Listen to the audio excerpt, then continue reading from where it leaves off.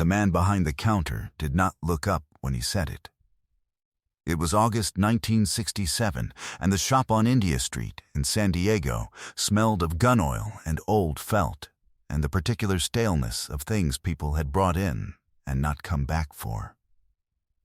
The kind of place where the glass cases hold other men's histories, and nobody asks too many questions about how they got there. A ceiling fan turned overhead without doing much about the heat.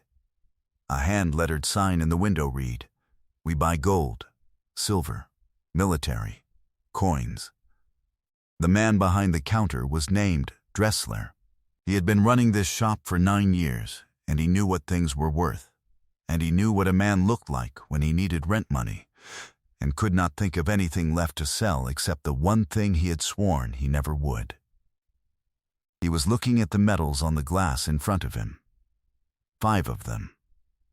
Laid out in the Marine standing across the counter had his left hand flat on the glass, and his right arm and a canvas sling. And the sling was not new. His name was Corporal Roy Dunnigan, and he had served with the 1st Marine Division, 5th Marines, 1st Battalion, through the Quang Tri campaign from February to November of 1966. He had come home in December with a right shoulder that would never work the same way again after the firefight outside Dong Ha, that had also taken 3 men from his squad and left 2 others in a naval hospital in Yokosuka through the following spring. He had been 24 years old when it happened. He was 25 now. He had 4 months of back rent owed on a room in a boarding house, on a medical bill from the VA that the VA had told him was his responsibility, and $11 in his wallet. Roy Dunnigan had enlisted at 17. He had done 2 years in the Pacific before the Vietnam assignment, with postings in Okinawa and then Camp Pendleton. He had been a Marine for 7 years. The medals on the glass were not decorations to him in the way people use that word. They were a record. Each one corresponded to something specific and unrepeatable that had happened to him and the men beside him. The Purple Heart, the Combat Action Ribbon, the Vietnam Service Medal, the National Defense Service Medal, the Navy Unit Commendation. He had placed them on the glass the way a man places something down when he has thought about it for a long time and still cannot think of another. Dressler looked at them with the practiced eye of a man assessing a problem. He said the Purple Heart he could move. The Combat Action Ribbon was harder. The service medals didn't carry much secondary value. He said the best he could do for the lot was $35. Roy Dunnigan did not say anything.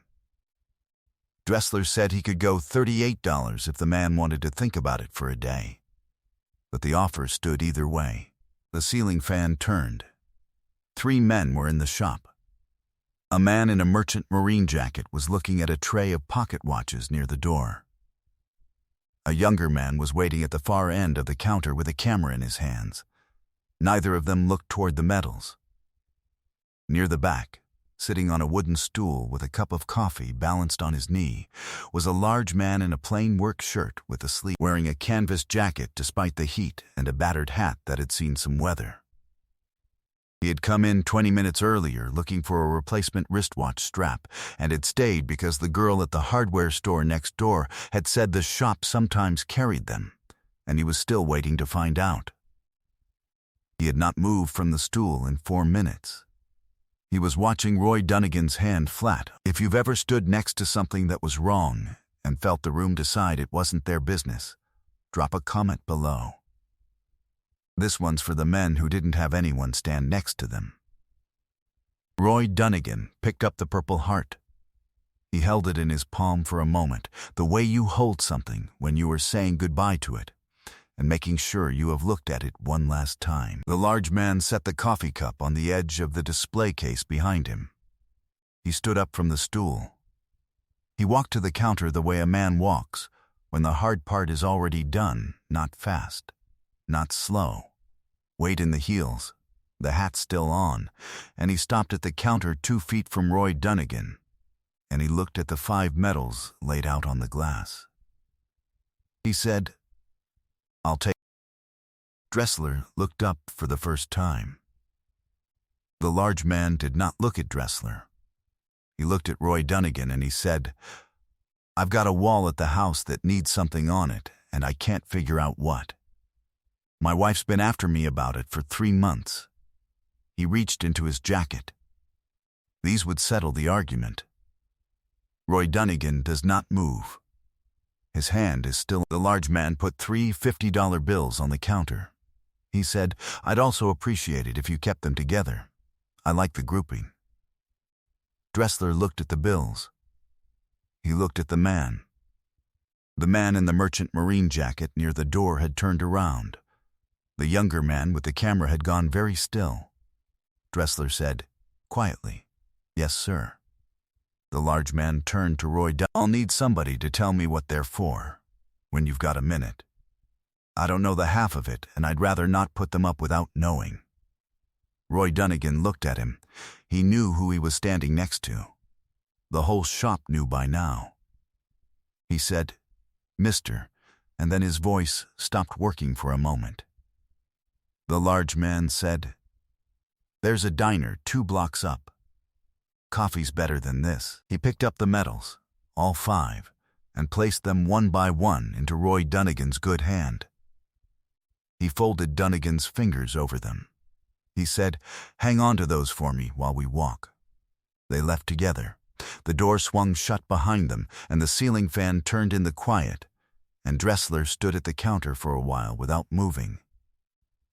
Roy Dunnigan talked for 2 hours at that diner on India Street. He talked about Quang Tri and the men of 1st Battalion and the morning outside Dong Ha, and the large man across the table listened the way a man listens when he is going to remember every word.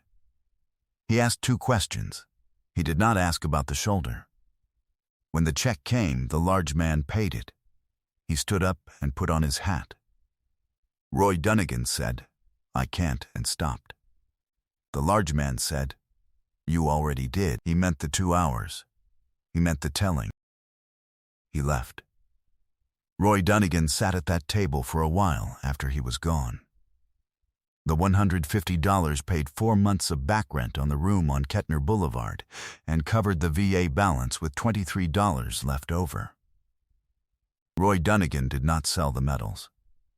What Roy Dunnigan did with the years after August 1967 is a longer story than it looks. He found steady work through the fall, doing loading at the Naval Supply Center in San Diego. A supervisor there named Reyes had served in Korea and had a policy about hiring men who came back with paperwork problems, which Roy's shoulder had created plenty of.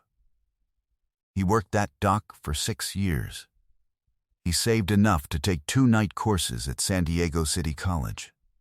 One in drafting, one in mechanical. The drafting certificate took him to a civilian position with a defense contractor in Chula Vista in 1974, doing blueprint work for ship components. He held that job for 19 years.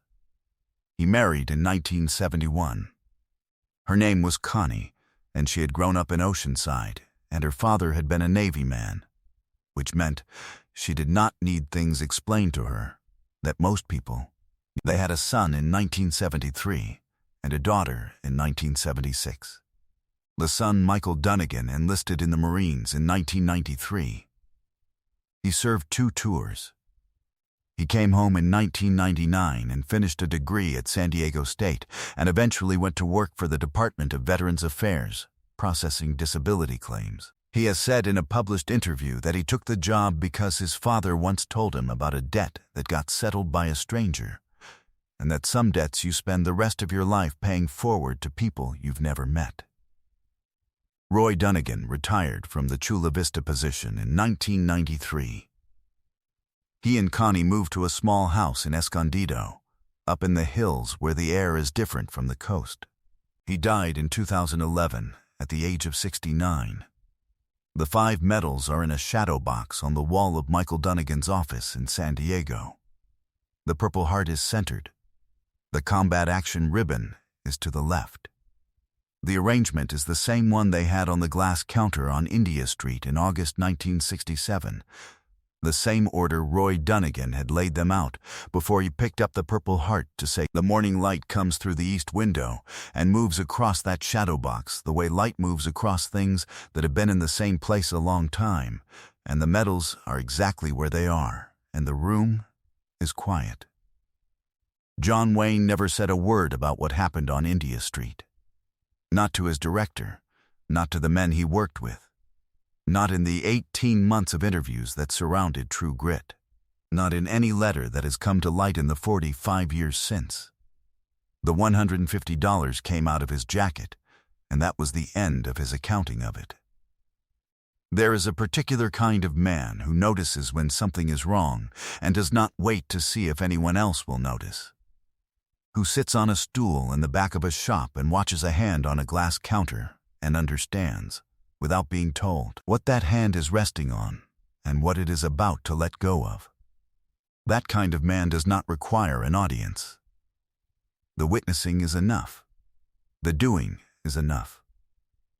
Some things, once done, don't need to be said. If this story found someone today who needed to hear it, pass it along. Subscribe if you haven't yet. There are more stories like this one, and every one of them deserves to be told. And unfortunately, they don't make men like John Wayne anymore.